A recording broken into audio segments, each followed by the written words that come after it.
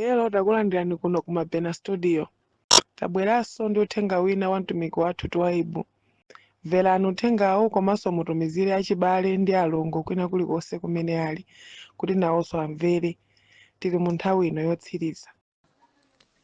Ndikulandireni madzulo ano mpingo wa Mulungu ku pulogalamu yathu yayikulu imene tikulankhula za andende amene ziwanda zidawatenga nkukatsekera m'makeji osiyanasiyana ku dziko lapansi, kukatsekera m'malo olekanalekana amene ziwanda zinabalalikirako. Zinayenda zitatuluka kokhala kwawo kufika pa khomo pano, kugwira mwana nkukamusunga ndende. Inu nkuma mulipirira sukulu ali kundendeko. Lero sukulu ija adamaliza koma sizikupindula kanthu chifukwa sali ndi inu, ali kundende. Mudzadyerera mwanayo akadzatuluka kundende. Unayesa kupanga bizinesi ili kundende. Bizinesi imeneyo kuti mdzapeze phindu mpaka pamene idzatuluke kundende. Sakumva munthu chichewa, vuto lake chichewa. Anthu anasiya kumva kalekale kuti tikuyenda mdziko limene oyipayo amalamulira, ndipo Lucifer ali ndi timu yake ya ziwanda. Ine ndine mboni yoona ndi maso, sizakumva muzimvako anthu inu. Ndikudandaulireni anthu amene muli ndi chikayiko choganiza kuti dziko lapansi lino muliko nokha. Kuli zolengedwa za uzimu zimatchedwa ziwanda, angelo akugwa. Iwowa inu simungaone ndi maso, koma ali ndi machitachita awo. Ndikunenani sizowerenga kapena kumva, koma kwaona ndi maso ndikumathandizana nawo tisadatembenuke mtima. Ndikunena za angelo amenewo, za ziwanda zimenezo zosaonekazi. Mdani wosaoneka ndi maso amene amayenda nkukagwira ukapolo mmodzi mwa inu olengedwa ku dziko lapansi ndikuatsekera ndende. Kumadabwa kulimba zinthu, chichewa chake akumati kulimba kwa nyengo. Sinalimbe ndi nyengo, koma Lucifer anakutsekerani mu ndende kalekale. Angokukhumbizani zabwino koma osazipeza. Tili ndi andende olekanalekana amene tikuayitanira kukulembetsabe mayina kuti tikakwanira tonse tidzakhale ndi tsiku lapamwambamwamba limene Yesu Khristu adzalowe mtsiku la Sabata kukavula bulu amene wagwera mdzenje tsiku la Sabata. Adzakhala kuti wagwera mdzenje tsiku la Sabata chifukwa musayiwale kuti Sabata limayimira mpumulo. Mwauona mpumulo kulibe, simunalowe mu mpumulo chemwali. Kudzikanda chaka chino cha 13 simunalowe mu mpumulo. Ndikunena pano, kukhomo kwanu nkosowa chakudya mpaka chakudya chachipiramo, koma inu mdakapempha muli mu ndende ya njala. Chaka chino ndi cha 18.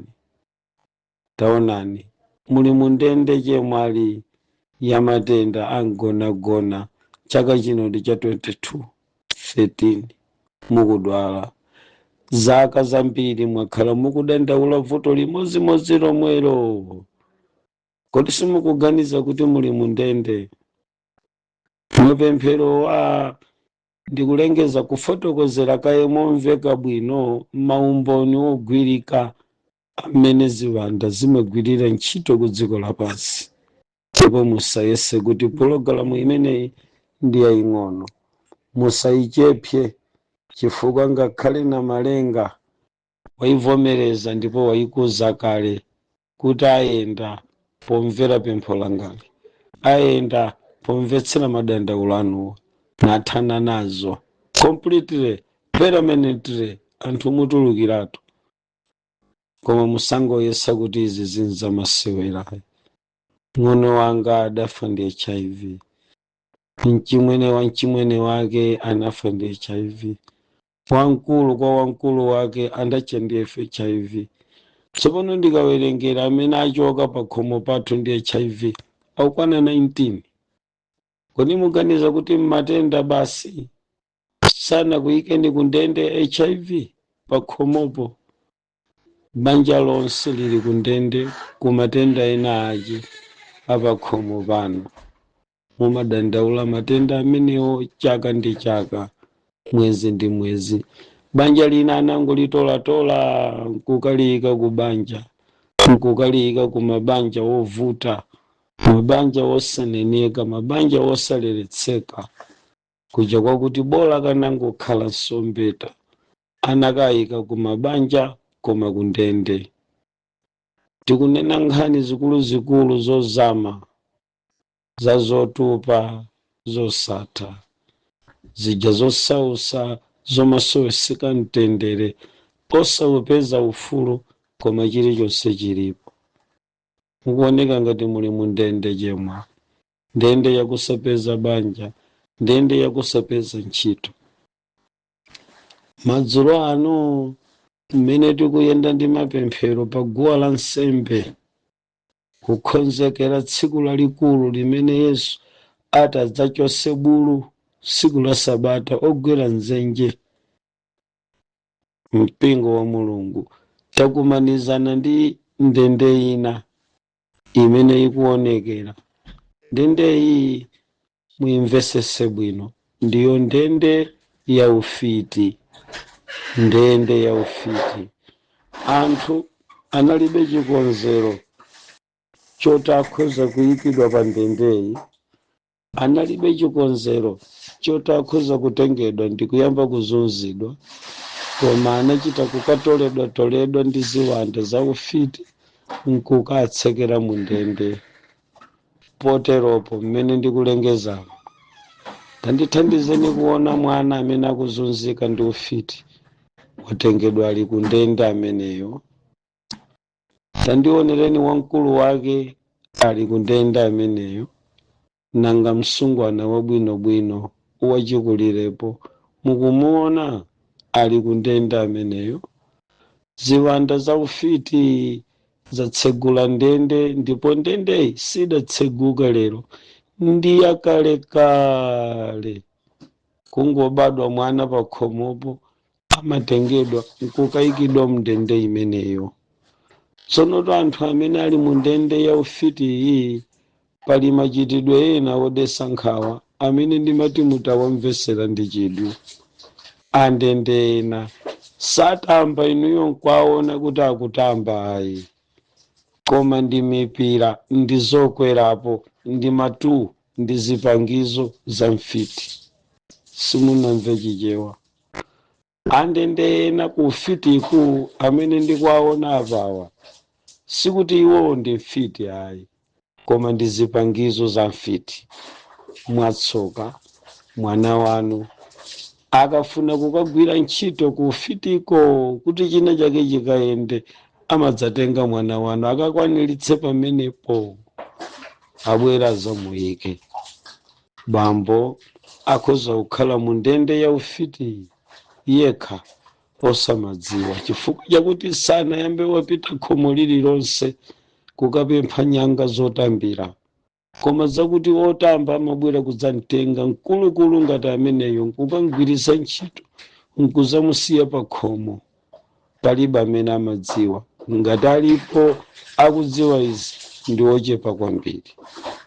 Ufitiwu kuli ufiti type 1 ndi kuli ufiti type 2.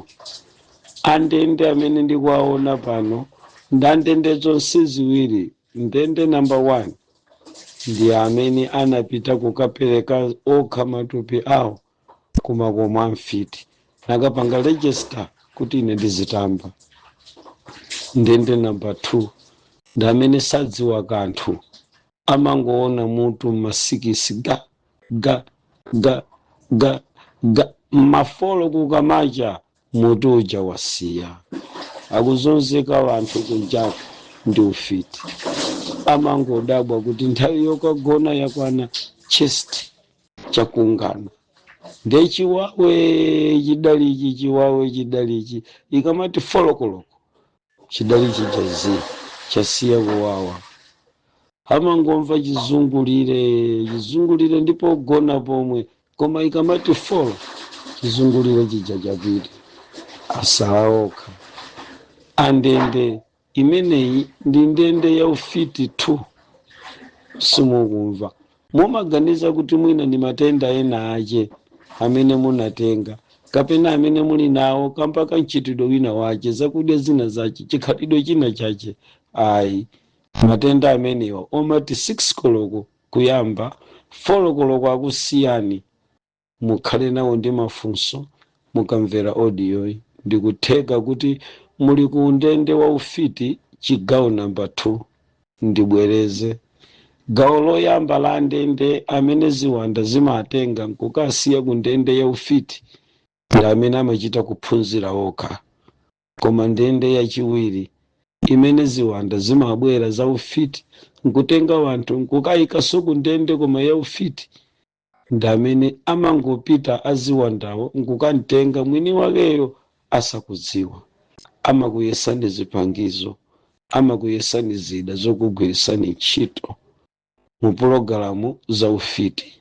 Ndiye zizindikiro zake ndikukhala ndipo wawa pena pake, chochitika china chake, chovuta china chake, chimene nthawi zina chimangoyamba madzulo koma mukamafika nthawi yakuti kukucha chimakuthawani. Simomwemo mchomwali wanga nanga achimwene nanga mama mukunditsutsa ngati tikuyendera limodzi. Musangoyesa kuti nkuwawa chabe kwa ziwalo, kuwawa chabe kwa mutu. Ayi, nkutheka kuti kuwawa kumeneku kulipo chifukwa munagwidwa ukapolo ku ndende yayikulu kwambiri, koma ndende ya ufiti imene anthu ambirimbiri lero ali mmenemo. Kodi chimachitika nchani? Let me explain. Chigawo cha ufiti mukachipeza ku baibulo chiliko, chinaliko mu nthawi ya aneneri komanso nthawi ya mtumiki uja amatchedwa kuti mfumu Sauli. Chidalipo ndithu chigawo chimenechi, sichidathere pomwepo ayi, ngakhale pamene mpingo wa Mulungu unkatuluka ku Igupto ndithu gawo limene lidalipo mpaka Mulungu adafika pomuuza Mose ndi mpingo wa Mulungu oyambirira wa mchipangano chakale kuti mukampeza wanyanga afe ndithu. Munawerenga kodi akhristu anzanga akuti mukampeza afe ndithu. Ndi umboni wokwanira kuti anyanga akhala alipo. Mmapemphero awa amene tikuyitanitsa mayina mwina mungayambe kukayikira kuti nkhani ya ufiti ine sikundikhuza paliponse. Ndikufuna kufotokozera mobwereza kuti ufiti woyamba ndi umene munthu umachita kulowa kuphunzira mwakufuna kwako, kuchitira apply. Koma pali ufiti umene mfitizo zimabwera kuzakutenga iweyo, kuzakugwirisa ntchito iweyo, kuzakuzunza iweyo, iwe mwini wakowe osamadziwa, koma ndiwe mfiti tsopano chifukwa uli used. Kufitiko mukutengedwa usakufune mwini wakowe, koma tsopano uli used, kotero kuti muli mundandanda za mfitizo. Ndiye ndimafuna ndinene kuti nanga umboni wake ndi chani. Ndiye ndikutchulako zina mwa zizindikiro zimene zimasonyeza kuti munthu une ndikugwirisidwa ntchito ku ufiti. Ndiye ndayambira maululu, mutu wopweteka koma dzuwa likangolowa chongogoneka mutu pansi, ndiye uwawe mpaka kuchembe. Miyendo chongogoneka mutu pansi ipweteke mpaka kuchembe. Matenda amitundu yosiyanasiyana koma amene amakugwira ni nthawi ya madzulo yokha. Dzikayikireni nkutheka kuti anakuyendani njomba Lucifera, anakutengani nkukakusiyani ku ndende. Ndiye tikanena kuti anakusiyani ku ndende nkwakuti kumene koko akafuna kugwirisa ntchito chinthu china chotchedwa munthu amakayang'ana ku ukaidi kumene anatenga ena ainu kukakusiyani, ndiye mumayamba kumva kupweteka, mumayamba kumva nkhawa. Pali nkhawa zina zace koma zimachoka ku ufiti, zoti zingokusowesani mtendere. Even nusu latulo osalipeza, anthu akuyenda muziphinjo zachoncho, koma kuli ku ufiti. Ena anagwidwa ndende ya ufiti iyi, nzanu pomwepa wandikumbutsa kuti ntuluse odiyoyi, pologalamu zake zikumayenda chonchi. Iwowa kukacha mawa amakhala munthu wabwinobwino, koma kukangoda amakhala matenda osaneneka. Koma mwana wawo kukada amakhala bwinobwino, koma kukangocha mawa zangomuyamba zakuti akafika ku ntchito completely totally disorganized, ali kundende ya ufiti. Ndipo kungofika chizindikiro choyamba kuti munthu uyu ndi mfiti, ndi tulo towozera koma tachilendo, tija tolephera kuthira sabola m'maso, koma kugona ndi kapolo ku ndende ina yace ya ufiti. Ndende zimenezi ndikupaseni kaye chithunzi cha ku Baibulo, ngakhale sindikuwerenga vesi, koma Baibulo likuti mukampeza wanyanga afe ndithu. Pamenepo ndikuti Baibulo likuvomereza kuti nyanga zilipo. Usaiwale kudali wamasenga osiyanasiyana amene analipo m'Baibulo. Mungokhala pompo chigawo chachiwiri kuti mwina ndikutulutsireni mavesi okhuzana ndi nkhani ya ufiti, mmene ufiti udayendera m'Baibulo. Ulimo, munalimo, opemphera adazipeza, adakumana nazo. So inuyo musakayikire mmene amachitira mwana wanu wa inu. Mungokhulupirira kuti ndi kapolo ku ndende ya ufiti. Chigawo chimenechi ndi chigawo chobisa kwambiri ndi kuchifotokozachi cha mfiti zosadziwa. Mfiti koma zosadziwa kuti izozo ndi mfiti, sakumva munthu. Mfiti zosadziwa kuti izozo ndi mfiti, zinatengedwa ngati ma toolbox mmene mumakhala masupanala yayikulu 13:1, kaina ichamati 10, kaina ichamati 12, 19, masaizi amasupanala olekanalekana amakhala ndi makaniko. Nazo akalonga akufiti amabwera kuzakutenga inuyo ngati zipangizo, kaya akufuna akalowere kumpanda, ino akhoza kukupangani makwerero, asanja inuyo pamwambapa, akazanu penapa, mwana wanu penapa, ankolo wanu penapa, m'bale wanu penapa, mpaka mfiti kulowa nkati. Kukacha mawa nonse muzingomva malo ofanana okupweteka. Madamu mwazuka bwanji, ine koma nsana. Ineso tunsana. Madamu mwazuka bwanji, ine dzino. Ineso tudzino. Nyumba yomweyo nonse zakugundani. Anakutengani ngati zipangizo zake, ngati zida zache, ngati masupanala ake. Akufitiko kukakuyuzani malo ena ku breakdown. Akathana nanu amabwera kuzakusiyani. Ndiye mavuto ndi nyengo zina zimene tsopano ndikutumiziridwa lero pa maaudio komanso pa mauthenga ku inbox kwanga. Mulungu watitengera kuvumbulutso lotionesa awo ndi awo amene ali ku ndende koma ya ufiti. Ndiye ndikufotokoza pomaliza kuti ndendezi ndi ziwiri. Ndende ya amene ndi mfiti anaphunzira kale ufitiwo, ndafotokozera amenewa. Ufitiwo anaphunzira kale. Ufiti umaphunzisidwa kudzera mchibale. Nzovuta mpingo musadane ndi ana andirodi kapena musadane ndi anzanu mwangoziona nawo lero. Kawiri pafupifupi 99% ya masenga aziwanda za ufiti zimayang'ana DNA ya munthu. Kotero kuti ngati mwana wanu mukunkayikira, mukayikireso m'bale pomwepo. sikawiri ayi. Nawo ziwanda zimenezi za ufitizi zinayamba kufala mdziko la Malawi lino 1952, koma munthu simukumvayi. 1952 kodi pamene ufiti unayamba ku Malawi? Ayi, koma 1952 ndi kumene kunapangidwa bungwe la mfiti dziko la Malawi. Analumikizana ndi Zambia, analumikizana ndi Mosambiki, ndipo msonkhano wonse wa mfiti zimenezi anakachitira pa phiri lina lotchedwa Dowa mdziko la Mosambiki.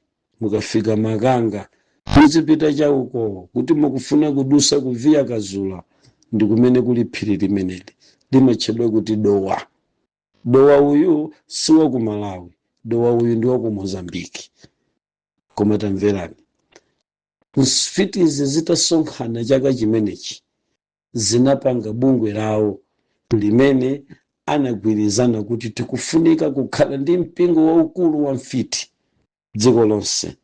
Ndi kutumana kunayamba kuti akayambe kumatenga ana ang'ono kuwaphunzitsa ufiti, akapusa wachikulire kumphunzitsa ufiti.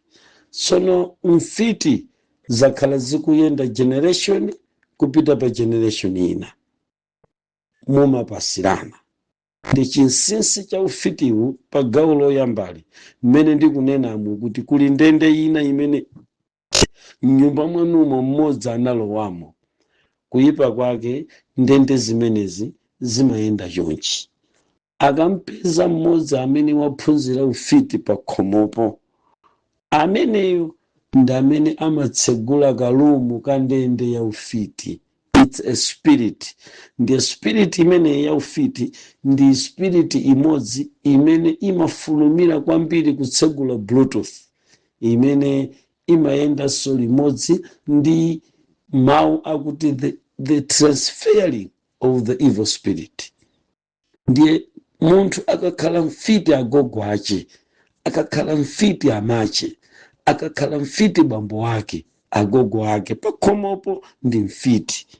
Mumve pano, ufiti umayenda ngati mavirus kukagwira munthu wina pakhomopa. Ndipo mmodzi mwa anthu amene ati apezedwe kuzafunsiridwa kuti akhale mfiti, ena amakana koma mmodzi amavomera. Ndipo sizitheka kuti pakhomopo tsopano pakhalepo panda mfiti. Ukamapita mtundu umenewu pamabwera mfiti ina. Ndi zimakhala ngati kuti khomo limene lolo lili ndi ndende. Musamapuse kuti kwanu kuli bwinobwino, komatu kwawo kwa nzanu ndi ku ukaidi wa ufiti. Kumidzi kwa nzanu ndi ku ndende ya ufiti. Kokhala kwa anthu ena ndi ku ndende ya ufiti. Ndiye mfiti zimenezi zimachuluka, zimatha kupita ku sukulu mfiti zija, zimatha kulemera mfiti zija, koma zochita zawo nthawi zonse amalingalira za ufitiwo pa anzawo. Kutere ku mfiti zimenezi zimayenda ndi anthu kwalondola kukagwira nawo ntchito mayiko akunja, koma ndi mfiti. Mukhoza kumacheza ndi nzanu pa kampani, nkumadya naye lunch tsiku ndi tsiku, koma ndi mfiti. Inuyo muzingodabwa kuti china chake chachitika. Mwina kamisikale kopanda pake chachitika, mwina kamisi fortune kamoyo kamwaikena kake kanalipo koma kaphonyeka. It's a best friend one way. Mfiti iyo nthawi zonse imaoneka ni nkhope yachimwemwe masana, koma usiku amakutembenukira. Akhoza kukulanda mamuna, akhoza kukulanda ntchito, akhoza kukulanda mwayi wina wake umene unali nawo. Ndizotheka iweyo kudabwa kuti it was a great opportunity kwa ine kuti chinthu chimene chichichitikale m'manja, ndipo machansi onse anali onse oti ine chinthu chindikutenga. Koma nzako mmene wamva ndi mfiti ndi anakakupangira masenga a mtundu wina wake. Palanchi amapereka chakudya kwa agawira nzawo, koma mukaona kuti chakudya chimene akuagawira nzawo malanchi mwina chikakhala choti changogodwa, koma samapanga mistake potengera pamakhala pake, chifukwa akudziwa kuti mukadya idya limodzi kontena ya chipisicho, iyeyi akakafika mu ofesi mwake mukamuona kuti wayivindikiza chinyophiro cha kontena chayang'ana mwamba, basopo asungwana kuntchito. Zavuta pamene kupita ku nyumba, khala ngati madamu anasiya kundikonda. Mukapita ku ntchito, khala ngati amuna anga anasiya kundikonda. Tija titseketseke tachikondi tija tabuduka chifukwa kagulu kameneka kamene kali mu ndende ya ufiti kamaphunziraso sukulu, kamakayambaso ntchito, kamakhala nanunso. Ena kudwala kwa chananu ndi ufiti wa zinzano. Sono ndende imeneyi ikuyenera kuti ikumbidwe motsatana bwino, ifotokozedwe motsatana bwino. Mwatsoka mwina inuyo ndinu victim ku ndende imeneyo. Pamene pandimafuna kuti mupamvesese ndikufotokoza kuti tsoka lilipo ku dziko lapansi, ndipo munthu amabadwa ndi tsoka, koma zinthu zakuti mwachita kutengedwamo ndi kukayikidwamo sakumva munthu. Ndiyambire apa, tikanena kuti tikupempherera wanthu amene sakupeza bwino, amene Satana anawatenga nkwayika ndende, mundimvesese pamenepa. Ziwanda zinatenga nkwayika ndende, koma ndimabwera ndi chigawo nambala 2 kuti mmakomo mutili ndi vana azibambo ndi azimayi amene ndi andende aufiti, ndi akaidi ku chipembedzo cha mfiti. Kuopsa kwake ndikwakuti ufitiwu ndikuugawa pawiri. Pali ufiti umene munthu wakachita apulayi muli naye pa khomo, ndi iwowa ndi amene amabweresa ufiti nambala 2 okutenga ninuyo kutola mozi ndikukupangani ngati ma 2 box, kuti pamene akufuna kupita kutsidya kwa nyanja akatambe sangapite kumeneko mopanda kutenga ku mwana wa munthu kapena wina wake. Ndi akapongobwera kudzango kutengani inuyo musakukhuzidwa. Ndi pamene ndikunena kuti imeneyi ndi ndende nambala 2. Zosatira zake zogwiridwa ndi mfiti, kuvundukulidwa ndi mfiti utagona, kuseweresedwa pa khomo pako ndi anthu otamba, chifukwa aliko Baibulo andiuza kuti kuli anyanga, ndiye inu simungandiuze kuti kulibe. Ayi, ufiti ulipo. Iwo amene amazunzika chasopano ndi mfiti zija, amenewa ndi amene tikunena kuti sopano zosatira zache zakuti mfiti kukuseweresani imatha kukaononga kariya imene Mulungu adakupasa.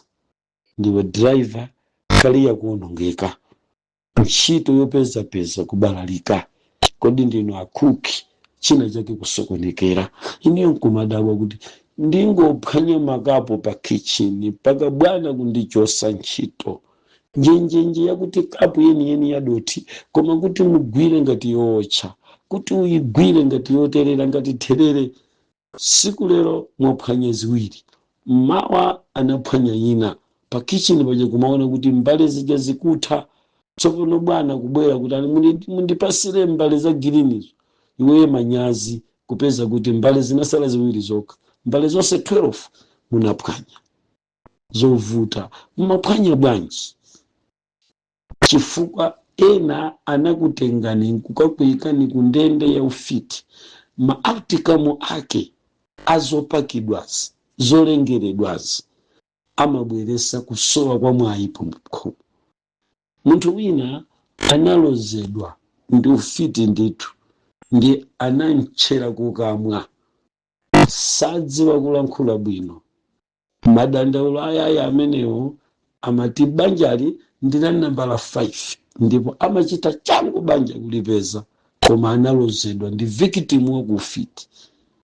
Iwo wakuti akagona pa bedi pawo, mwamuna akamadzuka amapeza kuti thupi lonseli kuyambira chidalimu chili mwamba, koma konseko agona, koma chidali chokhachi chili mwamba.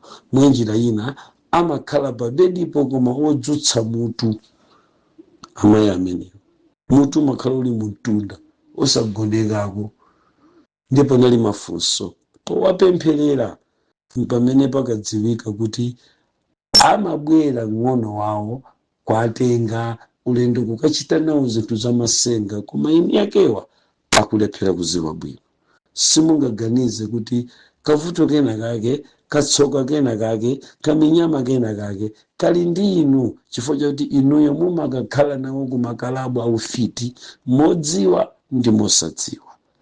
Tsono ngati pali munthu madzulo ano amene akuona kuti anakhuzidwa nawo mwa njira iyi kapena inayi, mwa zimene tikufotokozazi pali china chake chimene chikundabwitsa, kalembani mayina awo munditumizire.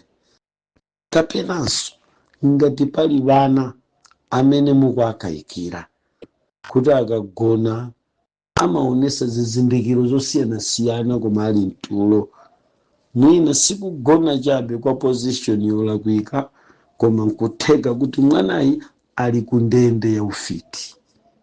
Kazumveka zimenezi, mwanayi anatengedwa kukayikidwa ku ndende ya ufiti. Sikuvuta kokha kumene mwanayi amavuta, koma ndi mfiti. Tsopano topaja tidanena kuti ufiti likulu lake kwa ana ang'onoang'ono lili kumalayi kuno, likutaso pano chaka ziwiri ndi hafu. Likulu la mfiti lili kumalayi kuno, kaya alisamusaliti. Nchifukwa chake tapezana ndi mavuto ama victim ambirimbiri ngakhale m'masukulu omadabwisa aphunzisi ahedi nkudabwa kuti chanchitikira ndi chani. Mwanayi amacheza pompa wangokomoka, aisana komoke chabe kaya wagundana ndi uyo, amacheza ndi uyo, anampolamira uyo, anampanga zakuti uyo, koma palibe mwaona chifukwa opangayo wazipanga kumasenga.